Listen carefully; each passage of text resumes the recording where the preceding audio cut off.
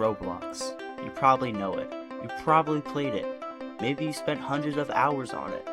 Or maybe you met some of your closest friends on it. Or maybe you haven't touched it in years. Because Roblox isn't what it used to be. And depending on who you ask, that's either a really good thing or a really bad thing. But here's the question I wanted to answer. What actually happened to Roblox? How did a tiny game building platform become one of the biggest places on the internet? And why do so many people say the Roblox they remember is gone?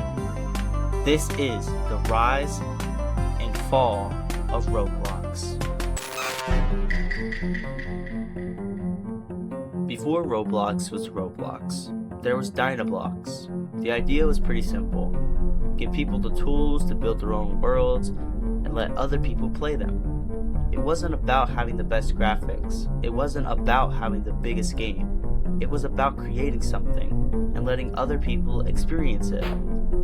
Eventually, Dynablox became Roblox, and in 2006, Roblox officially launched. And honestly, it looks nothing like the Roblox we know today. The website was basic, the characters were basic, the games were basic, and the number of people playing, tiny compared to what people would be playing later. But there was something special about it, because Roblox wasn't really trying to become one game. It was trying to become an entire platform, and that idea would completely change the internet. Before Roblox became one of the biggest platforms on the internet, it was small, like really small. There wasn't any massive development teams, there wasn't any games with hundreds of millions of visits. There weren't giant Roblox YouTubers making careers out of playing it. There was just a website, a bunch of blocky characters, and people trying to figure out what they could build. And that's what made early Roblox so interesting. You weren't just playing someone else's game. You could make one yourself. Your game could be an obstacle course, a tycoon, a house, a racing game, a roleplay, or something that made absolutely no sense. And honestly, some of these games were terrible, but that didn't really matter, because Roblox wasn't trying to give you one perfect experience. It was trying to give you the tools to create your own. And then there was the community. This might actually be the most important part of early Roblox. People created groups, they made clothing, they built games, they traded items, they made friends, they spent hours in games that by today's standards looked incredibly basic. But there was something about it that worked. You could log into Roblox, click on a random game, and absolutely have no idea what you were about to find. And that randomness was a part of the fun. Roblox didn't feel like a giant entertainment company. It felt like a place where millions of tiny ideas were sitting next to each other, waiting for someone to discover them. And slowly, more people started discovering it. More people met more creators. More creators met more games. More games met more reasons to stay. And Roblox had something most traditional games didn't. It could constantly reinvent itself. One player could make something, another player could completely transform it. Someone else could make a video about it. And suddenly, thousands of people could be playing. Roblox was no longer just a small experiment. It was becoming a platform. By 2012, Roblox really wasn't a small experiment anymore. It was starting to become a big-ass platform. The website was getting busier, the games were getting bigger, developers were getting way better, and more importantly, people were starting to realize that Roblox could become something much bigger than anyone had originally imagined. Because Roblox wasn't just giving people games, it was giving them the tools to make new games themselves. And that was one of the things that made Roblox so different. You could open Roblox Studio, build something completely ridiculous, upload it, and suddenly everyone else could play it. No publisher, no physical game disc, No giant development studio, just an idea, a computer, an alarming amount of free time. And sometimes that idea was genuinely incredible, and sometimes it's just a big play with a button on it. And somehow people stayed and played the button. That was the thing about Roblox. You never knew what was going to become popular. And as more people joined, the more people started creating. More people creating meant more games, and more games meant more reasons to stay. And slowly, Roblox was developing something much bigger than a collection of games. It was developing its own economy. In 2013, Roblox introduced Developer Exchange, allowing eligible developers to exchange Robux for real-life money. Suddenly, making a Roblox game wasn't just something you did because you were bored after school. For some people, it could become a business. And that changed the rules. Because if people were willing to spend money in your game, then you had a reason to make it better. You could make it better building, you could do better scripting, you could have better graphics, you could have better systems, you could really have better everything for more people to spend more money in your game. And Roblox wasn't just staying on computers either, because in December of 2012, Roblox released its iOS app, bringing the platform to mobile devices. Android quickly followed in 2014. That meant Roblox was no longer something you had to sit down at a computer to play. It could be right in your pocket. But this really mattered, because the easier Roblox became to access, the more people could discover it.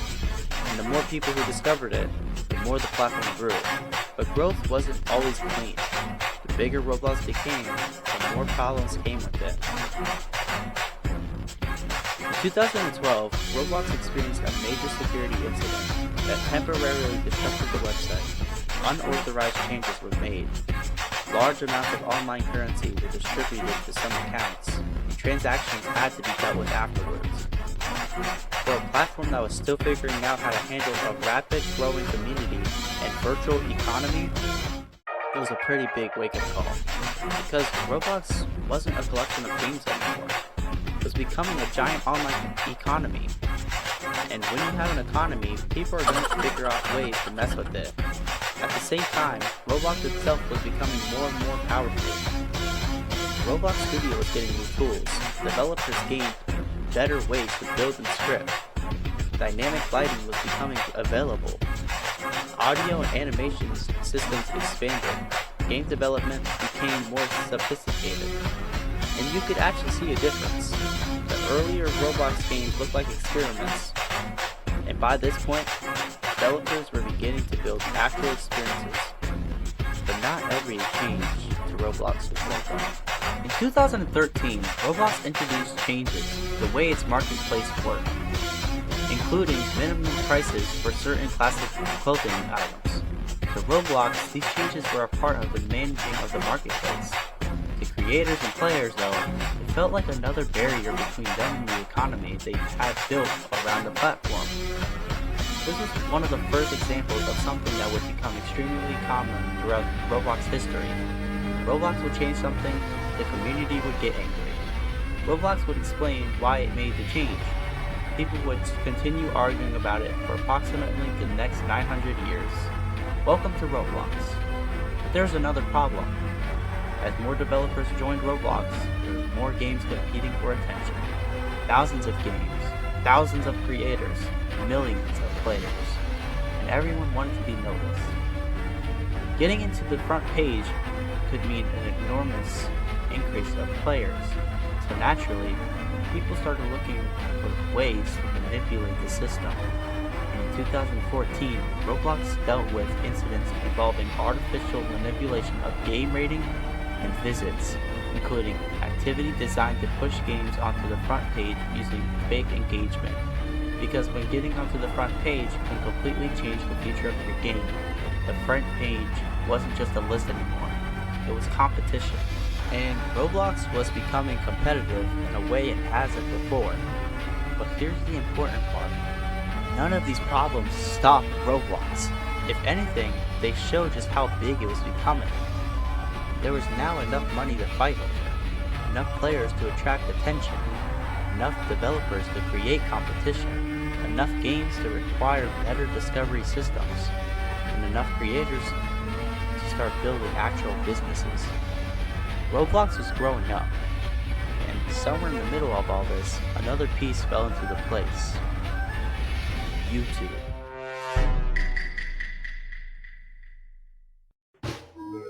For a lot of people, this was the Roblox they remember.